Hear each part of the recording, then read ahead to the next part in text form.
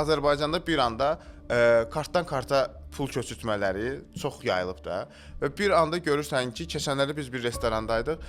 Çayvoy dediyimiz, yəni onu da Kartdan karta onun çay. kartına, kimsə kartına çayvoy atırlar və fikir verirəm ki, artıq Azərbaycanda hamı öz kart nömrəsini əzbər bilir. Telefon nömrəsi formasını Bəli, bəli. alıb.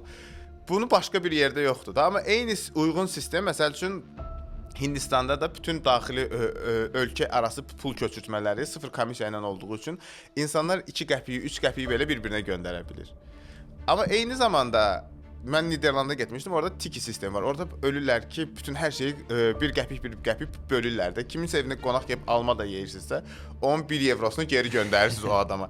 Və mən bu bütün 3 həlli üst-üstə qoyanda fikirləşirəm ki, biz Meksidə nə edə bilərik ki, insanlar bu 3 dənə fərqli kültürdən olan həlli bir yerə qoyaq və orada bir məhsul çıxardaq ortaya ki, burada insanlar o sıfır komissiya ilə pul köçürmənin rahatçılığını, eyni zamanda o bank kartı kimi user ID-lər olsun, onun ödənişini eləsinlər və eyni zamanda Dutch kültüründən, Niderland kültüründən gələn insanlar bir-birlərinə pul ödəsinlər. Və bütün o fərqli kültürləri bir yerə qoyanda nəsə ortaya çıxır da hər zaman və mən o izlədiyim kültürlərdə sırf buna uyğundur ki, harda yeni bir şey var və o harda iki çox uzaq bir şey bir-birinin içinə qoyub fusion yarada bilərik.